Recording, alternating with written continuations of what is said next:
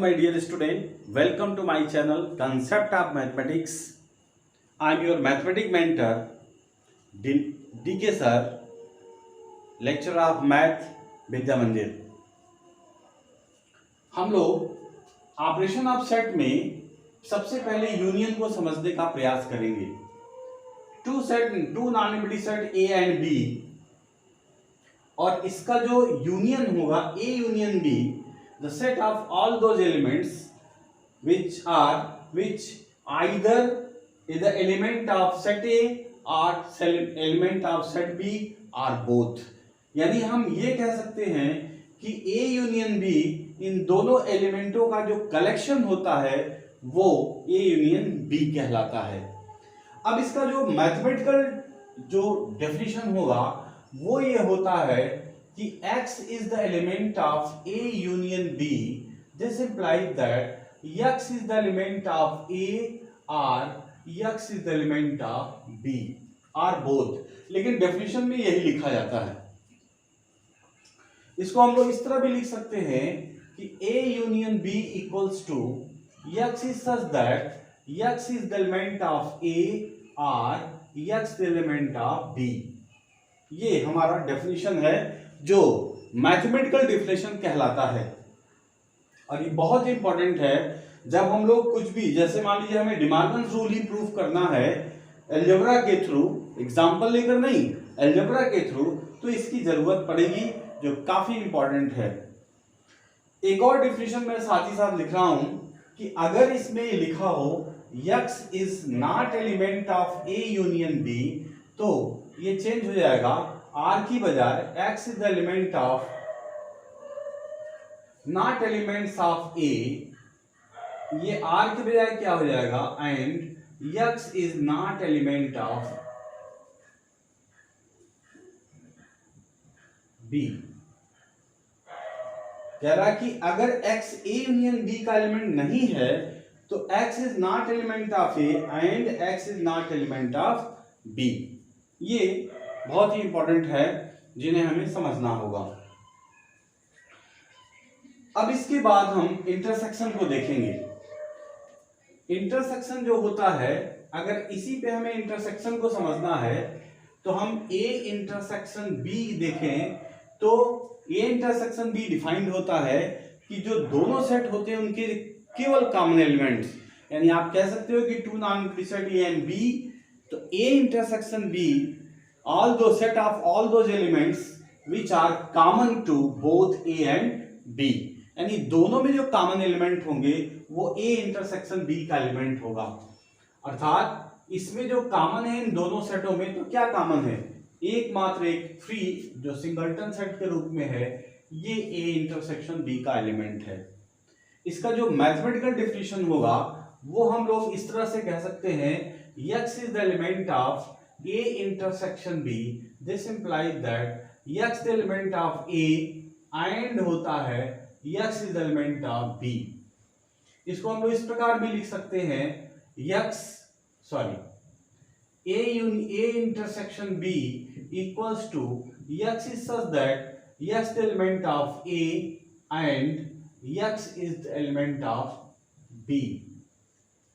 और जब हम इसे नॉट में लेके चलेंगे, यानी X is not element of A intersection B, this implies that X is not element of A or X is not element of B। यहाँ देखिए जब नॉट में ले रहे तो यहाँ R का एंड हो जा रहा है और यहाँ पे एंड का R हो रहा है, जो काफी इंपॉर्टेंट है। तो ये बहुत ही सिंपल कॉन्सेप्ट है A यूनियन B और A इंटरसेक्शन B। अब हम लोग माइनस यानी सब्सट्रैक्शन को देखेंगे, डिफरेंस ऑफ टू सेट्स। तो डिफरेंस ऑफ टू सेट जो होते हैं, difference of two set A and B, तो A के डिफरेंस समझने के लिए सबसे इंपॉर्टेंट होता है कि A के लिए हम कोई सेट ले लेते हैं A B C और D, और B के लिए कोई सेट ले लेते हैं हम लोग C D E and F। Difference of set जो होगा बहुत ही सिंपल है, a माइनस बी, और इसका मतलब समझे तो ज्यादा आसान होगा। a माइनस बी का मतलब होता है a minus A intersection B, a minus A intersection B. इसका मतलब हुआ कि a से उन एलिमेंटों को हटाया जाना चाहिए जो इन दोनों का कॉमन एलिमेंट है। तो सबसे पहले हम लोग जरा कॉमन एलिमेंट निकाल लें कि a इंटरसेक्शन b, तो इसमें दोनों में कॉमन एलिमेंट को देखा जाए तो ये c और d दिखाई दे रहे हैं। और a माइनस बी से जब हमें करना होगा तो सेट a है a b c d, और माइनस a इंटरसेक्शन b है केवल c d, और a b c d में से c d अगर हम माइनस कर देते हैं, हटा देते हैं, तो हमारे पास क्या एलिमेंट बचता है, ये केवल बचता है a b, और यही हमारा आंसर होगा। अगर हम b माइनस a करना चाहते हैं sorry, b minus a is equal to b minus a intersection b। तो अब क्या करेंगे हम लोग कि जो b एलिमेंट होगा, b है c d e और f में से a इंटरसेक्शन b यानी c d माइनस कर देंगे, तो क्या बचेगा हमारे पास e f, ये बचेगा। ये डिफरेंस ऑफ सेट हो गया b माइनस a। और जब इसी को सिमेट्रिक डिफरेंस में लेंगे तो symmetric difference of a and b होता है इन्हीं दोनों का यूनियन हो जाएगा, यानी a b और e f कलेक्ट कर लेंगे तो symmetric difference of a and b हो जाएगा, a एंड b। इसको हम लोग इस तरह लिखते हैं कि अगर सिमेट्रिक डिफरेंस लिखना है तो ऐसे लिखते हैं b, तो ये हो जाएगा a minus B union b minus a, और जब लिखना होगा तो दोनों को एक साथ लिख देंगे तो ये symmetric difference of a and b हो जाता है। उसके बाद इससे कहीं ज्यादा इंपॉर्टेंट है कॉम्प्लीमेंट सेट, जो आगे आने वाले बहुत सारे रूल्स को फॉलो करता है, और उसके बिना हम आगे वाले रूल्स को, बहुत सारे रूल हैं जिनको नहीं समझ सकते। अब इसे मैं मिटाता हूं बच्चों।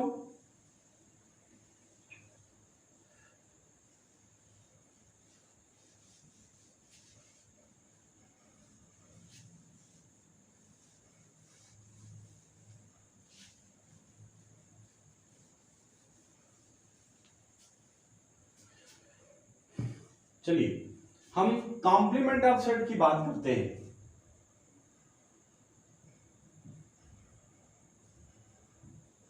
Complement of set,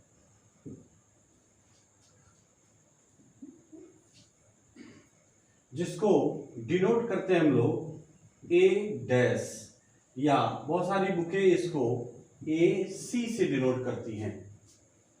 A dash या ए सी दोनों से डिनोट किया जा सकता है, ये कॉम्प्लीमेंट ऑफ सेट होते हैं। इसकी जो सबसे खास बात होती है कि अगर इसमें यूनिवर्सल सेट का होना जरूरी है। अगर यूनिवर्सल सेट है जैसे 1 2 3 4 5 6 7 8 9 एंड 10, और एक सेट अगर हम लोग लेते हैं इसी में ऑड वाले 1 3 5 7 9,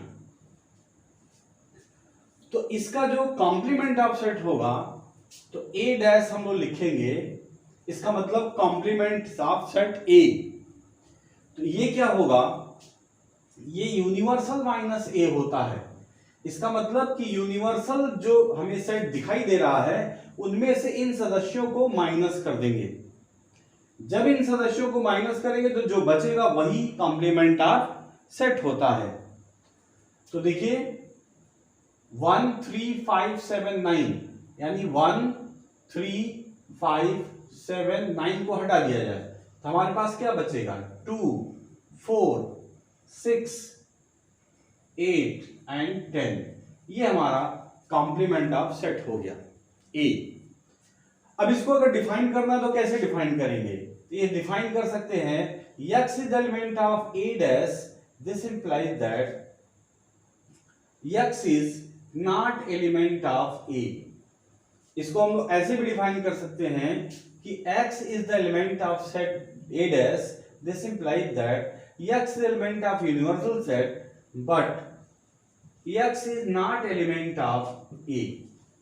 मतलब अगर हमें कोई सदस्य A complement of set A का लेना है, इसका मतलब कि उसका एलिमेंट A का एलिमेंट उसमें नहीं होगा, यानी A का कॉम्प्लीमेंट A के सदस्य नहीं होंगे, और अगर खुदनखास्ता B का कॉम्प्लीमेंट लेना तो B के एलिमेंट्स नहीं होंगे। और अगर हम कॉम्प्लीमेंट सेट का कॉम्प्लीमेंट ले लेते हैं, जैसे मान लीजिए कि A का कॉम्प्लीमेंट है और फिर से हमने कॉम्प्लीमेंट ले लिया, तो A का कॉम्प्लीमेंट जो सदस्य मिले हुए ये हैं, और इसका जब कॉम्प्लीमेंट लेंगे हम लोग, इसका मतलब क्या हुआ, ये यूनिवर्सल माइनस A डैश होगा। अब जरा देखिए, यूनिवर्सल सेट हमारे पास है वो है 1 2 3 4 5 से लेकर 10 तक के एलिमेंट हैं, और क्या माइनस करना है, तो वो एलिमेंट हैं 1 3 5, सॉरी हमें माइनस करना है कॉम्प्लीमेंट सेट A। इसको फिर से मैं लिखा, थोड़ा उधर चला जा रहा है। हम यूनिवर्सल सेट हमारे पास है 1 2 3 4 5 से लेकर के 10 तक, और हमें माइनस क्या करना, A डैश। A डैश का मतलब 2 4 6 8 10, और ये हम माइनस कर देंगे 2 4 6 8 एंड 10, और जब इसे माइनस करेंगे हम लोग इसमें से, तो हमारे पास फिर से वही बचेगा 1 3 5 7 और 9, और ये क्या है, ये तो सेट A है। तो देखा आपने कि हमें फिर से वही सेट मिल जाएगा, अर्थात अगर A डैश का डैश ले लिया जाए तो हमें क्या मिल जाएगा, A। यानी किसी भी सेट का कॉम्प्लीमेंट सेट है तो हमको वही फिर सेट मिल जाएगा। करेक्ट, समझ में आ रहा, यस, वेरी गुड। अब हम आगे बढ़ते हैं। पहले जरा इनके जो properties of operation of sets हैं इनको देख लिया जाए, उसके बाद हम डी मॉर्गन्स लॉ पे चलते हैं।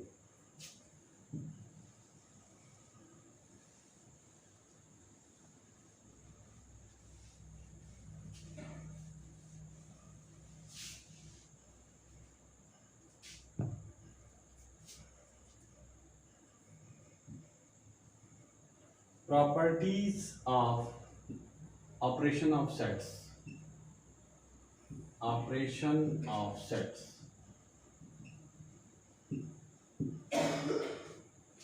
पहली प्रॉपर्टीज हम कॉम्यूटेटिव लॉ के रूप में लिख सकते हैं। कॉम्यूटेटिव, कॉम्यूटेटिव का मतलब होता है अगर यूनियन में हम चल रहे हैं, यूनियन में रूल्स को चल रहे हैं कॉम्यूटेटिव, तो A union B is equal to B union A होगा, दोनों सेट के लिए। Two non repeated set A union B। अगर एक सिंपल सा एग्जांपल हम ले लें हम लोग कि A सेट है A B C, और दूसरा सेट B जो है B C D, तो जरा देखें A यूनियन B करेंगे, A यूनियन B, तब भी हमारे पास A B C D होगा, और B यूनियन A करेंगे तब भी हमारे पास वही एलिमेंट्स होंगे, तो कोई फर्क नहीं पड़ेगा, और ये हमारा कॉम्यूटेटिव लॉ हो जाएगा। दूसरा एसोसिएटिव, एसोसिएटिव लॉ। एसोसिएटिव का मतलब है A union B union C equals to A union B और यूनियन C, ये एसोसिएटिव होता है। इसमें भी हम देखें, एक सेट और ले लिया जाए C को, ये हम ले लेते हैं D E F, तो देखेंगे दोनों बराबर होगा। A union B union C अगर देखा जाए, इसका लेफ्ट हैंड साइड निकाल लिया जाए, left hand side A union, पहले B यूनियन C निकालते हैं, A union B union C, इसका मतलब ये हुआ एक सेट A है जो A B C है, और यूनियन B यूनियन C अगर लेंगे हम लोग, तो ये देखिए B यूनियन C डायरेक्ट लिख दे रहे हैं, B C D E और F, ये B यूनियन C हो गया। अब इनका जब यूनियन करेंगे हम लोग तो क्या मिल जाएगा, A B C डी, ई और एफ। और यही बात जब इसके राइट हैंड साइड में चलेंगे हम लोग, राइट हैंड साइड, तो ए यूनियन बी, पहले ए यूनियन बी लिख लेते हैं, फिर union C. A union B का मतलब हुआ ए बी सी और डी, और यूनियन सी का मतलब डी ई एफ। और जब सबको मिलाएंगे हम लोग तो क्या होगा, ए बी सी डी ई और एफ। तो दिख रहा है ना कि जो A union B union C है वही जो है ए यूनियन ब्रैकेट में यूनियन सी है। तो ये कॉमन एसोसिएटिव लॉ होता है और ये भी काफी इंपॉर्टेंट है ऑपरेशन ऑफ सेट्स के लिए, इसीलिए इसको प्रॉपर्टीज ऑफ ऑपरेशनल सेट में रखते हैं। उसके बाद आइडेम्पोटेंट लॉ है। आइडेम्पोटेंट लॉ का मतलब होता है कि अगर कोई दो सेट है उसका यूनियन ले तो वही सेट मिलेगा। और ये सत्य है, यहां देखने एग्जांपल से आपको साफ साफ दिखेगा कि आइडेम्पोटेंट लॉ होता है, idempotent law, A union A is equal to ए।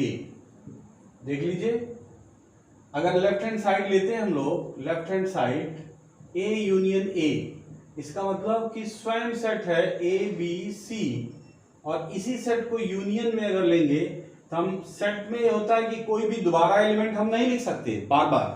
तो इसका मतलब क्या हुआ, फिर से वही सेट एलिमेंट्स होंगे ए बी सी, इसका मतलब ए हो गया। ये आइडेम्पोटेंट लॉ हो गया। उसके बाद हम इसी में आइडेंटिटी लॉ की बात करेंगे। आइडेंटिटी, जैसे हम जानते हैं कि zero is the additive identity, अगर जोड़ किसी संख्या में किसी संख्या को जोड़ने पे कोई फर्क नहीं पड़ता है तो वो आइडेंटिटी कहलाता है, आइडेंटिटी एलिमेंट। उसी तरह से इसमें भी आइडेंटिटी एलिमेंट होगा। तो कोई सेट अगर ए लेते हैं तो ऐसा 1 ए बी सी अगर कोई हमारा सदस्य है, सेट है, तो इसमें कौन सा सेट है जिसको मिला देंगे तो कोई फर्क नहीं पड़ेगा। तो आपको ध्यान में होगा एक फाई जो सेट है, यही एक ऐसा सेट है जिसको यूनियन यानी जोड़ दें या मिला दें तो इसमें कोई फर्क नहीं पड़ेगा। इसका मतलब ये हुआ कि अगर ए यूनियन फाई और फाई में यूनियन ए कर दें तो कोई फर्क नहीं पड़ेगा, ए आ जाएगा। जैसे हम 4 + 0 = 4 या 0 + 4 और 4, इसीलिए 0 इज द आइडेंटिटी एलिमेंट, क्योंकि उसको मिलाने से कोई फर्क नहीं पड़ता। और मल्टीप्लिकेटिव आइडेंटिटी 1 होता है, किसी संख्या में 1 से मल्टीप्लाई करने पे उसमें कोई फर्क नहीं पड़ता है, इसलिए वो मल्टीप्लिकेटिव आइडेंटिटी और ये एडिटिव आइडेंटिटी होता है 0। तो यहाँ भी फाई जो है हमारा यूनियन का आइडेंटिटी होता है। और इसी तरह से अगर हम इंटरसेक्शन का करें तो वो बदल जाएगा, ये यूनिवर्सल सेट आइडेंटिटी के रूप में आ जाता है। अब जरा देखें कि यूनिवर्सल सेट के साथ अगर यूनियन करते हैं तो हमें यूनिवर्सल ही मिलेगा। ये यूनिवर्सल सेट के रूप में हम इसको कर सकते हैं, ये universal union universal set is equal to universal set होगा। ये भी बहुत इंपॉर्टेंट है।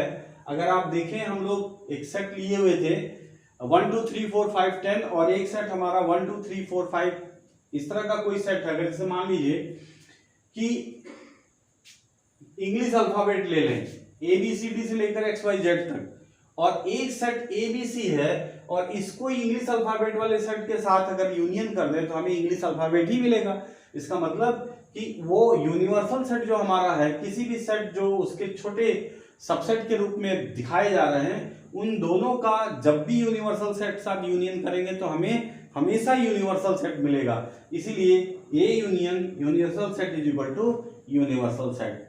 और इसी का एक खास डिस्ट्रीब्यूटिव लॉ है जो काफी इंपॉर्टेंट है, और इसको हम लोग एग्जांपल से भी देख सकते हैं, ऐसे भी देख लें तो वो बहुत ही इंपॉर्टेंट है।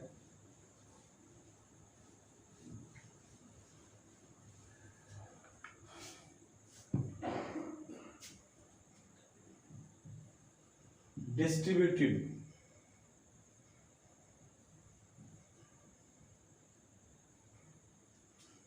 ऑफ यूनियन ऑन इंटरसेक्शन, हम कह सकते हैं distributive of union on intersection. इसका मतलब कि A union B intersection C पे डिस्ट्रीब्यूट हो रहा है, तो ये इस पे डिस्ट्रीब्यूट हो रहा है, इसका मतलब हुआ, ध्यान से देखें, A union B, A union B इस पे डिस्ट्रीब्यूट हो रहा है, इसलिए इंटरसेक्शन ए यूनियन सी, यानी ऐसा लिखा तो हम ऐसा लिख सकते हैं। उसी तरह से इंटरसेक्शन को, अब इसको अगर हम किसी उस पे प्रूफ करना चाहें तो आसानी से प्रूफ हो जाएगा। देखिए तीनों सेट हमारे पास मौजूद हैं, तो इसका लेफ्ट हैंड साइड ले लें, ए सेट है तो सेट ए को हम लिख दे रहे हैं A B C union B intersection C. देखिए यहां बी इंटरसेक्शन सी जो दोनों में कॉमन है, तो क्या कॉमन है, केवल डी कॉमन है, तो हम यहां पे डी ले सकते हैं। अब दोनों का यूनियन जब करेंगे तो क्या मिलेगा हमको, ए बी सी और डी मिलेगा। इसका राइट हैंड साइड लेते हैं, राइट हैंड साइड जो तो बराबर होना चाहिए, ए यूनियन बी, तो देखें A union B intersection A union C, तो ए यूनियन बी देखिए, ए यूनियन बी क्या है, ए बी सी और डी है, ए यूनियन बी, इन दोनों का यूनियन कर लिया जाए तो A union B A B C D हो जाएगा, और इंटरसेक्शन ए यूनियन सी, यानी इसको और इसको यूनियन कर लेंगे तो देखिए ए बी सी डी ई और एफ होगा। अब जरा इन दोनों का इंटरसेक्शन निकाल लिया जाए तो क्या मिलेगा हम लोगों को, वही मिलेगा ए बी सी और डी, ये देखिए ए बी सी डी ये मिल गया, यहां भी तो ए बी सी डी है, यहां भी बी सी डी है, तो देखिए ये प्रूफ हो गया। इसी तरह से दूसरे वाले को भी प्रूफ कर सकते हैं, distributive of intersection on union, यहां पे हम बदल दे रहे हैं intersection on union, intersection on union, और इसे मैं मिटा दे रहा हूं।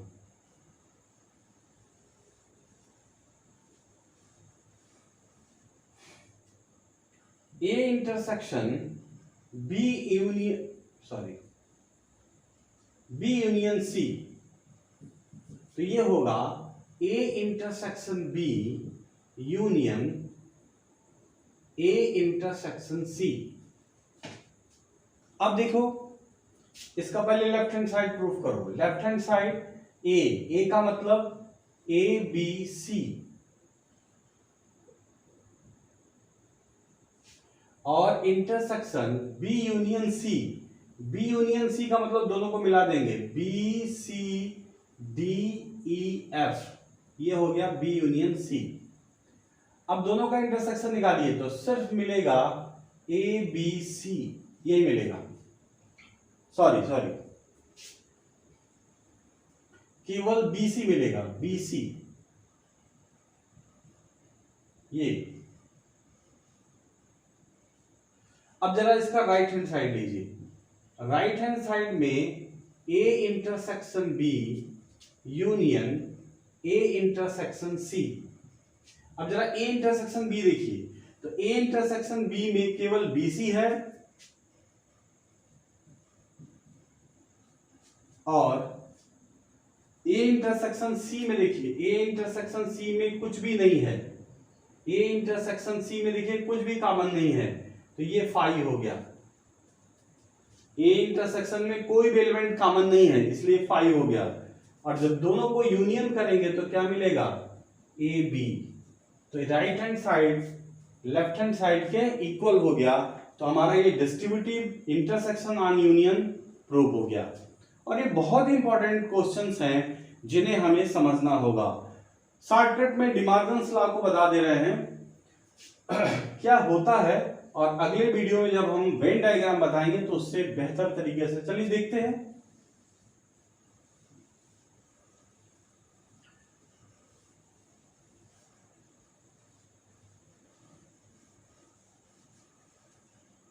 डिमॉर्गन्स लॉ बहुत इंपॉर्टेंट है, डिमॉर्गन्स लॉ ये होता है ए यूनियन बी का अगर होल डैश है तो ये डैश इंटरसेक्शन बी डैश होता है, पहला। दूसरा इसका होता है ए इंटरसेक्शन बी का अगर होल डैश है तो ए डैश यूनियन बी डैश होता है। और बहुत ही इंपॉर्टेंट है, इसको जब हम वेन डायग्राम आपको बताएंगे उस समय भी इसको समझाने का प्रयास करेंगे, बहुत ही आसानी से समझ में आएगा। अभी देखिए हम इसको एग्जाम्पल से भी समझा सकते हैं और हम लोग जो डेफिनेशन हमने आपको बताया था उसके आधार पे भी हम लोग चल सकते हैं। चलिए हम डेफिनेशन से बताते हैं और एक एग्जाम्पल लेकर के भी समझा देंगे आपको। चलिए तो इसका जो हम लेफ्ट हैंड साइड ले लिया जाए, यानी ए यूनियन बी का होल डैश, और इसको ऐसे चलेंगे हम लोग, लेफ्ट हैंड साइड ना लेकर बल्कि ऐसे चलते हैं। x is the element of A union B का होल डैश, तो ये क्या इंप्लाइज करेगा? ये इंप्लाइज करेगा x is not element of A union B. देखिए होल डैश है, जैसे हमने अभी डेफिनेशन आपको बताया था कि x is the element of A dash, this implies that x is not element of A।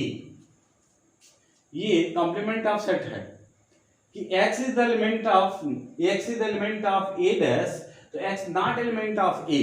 उसी तरह से x is the element of A union B का होल डैश, यानी complement of set A union B, तो x is not element of A union B। और इसको हमने define किया था कि x is the not element of A, और यूनियन है तो यहां पे नॉट की वजह से एंड होगा, x is not element of B। और फिर कॉम्प्लीमेंट ऑफ सेट के डेफिनेशन से हम, अगर ये नॉट है तो हम ऐसा लिख सकते हैं, तो हम आराम से इसको लिख सकते हैं x is the element of A dash and x is the element of B dash। और इंटरसेक्शन के डेफिनेशन से, हमारा इंटरसेक्शन का डेफिनेशन क्या है?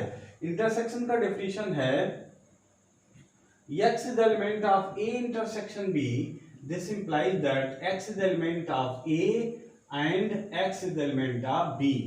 ये इंटरसेक्शन का डेफिनेशन है। उसके हिसाब से क्या होगा कि x is the element of A intersection B dash, माने A dash intersection B dash। देखिए बहुत सिंपल है, x is the element of A union B का कॉम्प्लीमेंट सेट यानी डैश, तो x not element of A union B, क्योंकि हमारा definition ही है x the element of A dash, this implies that x not element of A। ये complement set का definition है। अब हमारा यूनियन का जो डेफिनेशन है कि x is the element of A union B, this implies that x the element of A और x the element of B। लेकिन अगर x is the element of not element of A union B है, this implies that x not element of A, और यहां and हो जाएगा x not element of B। तो यहां पे हमने उस को डिफाइन कर दिया। फिर हमें इसी डेफिनेशन से, इस डेफिनेशन से हम यहां से यहां पहुंच गए, और फिर एंड वाले डेफिनेशन से हम यहां पे पहुंच गए। अब इसको हम लिख सकते हैं कि A यूनियन B का whole dash is the subset of A dash intersection B dash। Similarly we can prove, ये पहला इक्वेशन मान लेते हैं, और सिमिलरली हम लोग प्रूव कर सकते हैं, सिमिलरली कि x is the element of, sorry A dash लेके चलेंगे intersection B dash is the subset of A union B का होल डैश। ये दूसरा प्रूव कर देंगे। और फ्रॉम 1 and 2, फ्रॉम 1 and 2 हम आसानी से कह सकते हैं कि A यूनियन B का whole dash equals to A dash intersection B dash. बहुत ही सिंपल है। अब इसे एग्जांपल से भी हम लोग प्रूफ कर सकते हैं, और देखिए सिमिलरली इसको भी हम लोग प्रूफ कर सकते हैं, हम प्रूफ करके इसको दिखा देंगे। अब एक सिंपल सा एग्जांपल ले लेते हैं।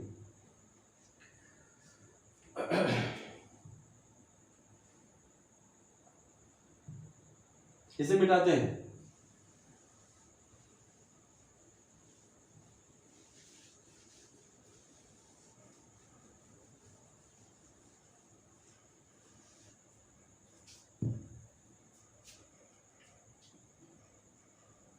यूनिवर्सल सेट लेते हैं 1 2 3 4 से लेकर के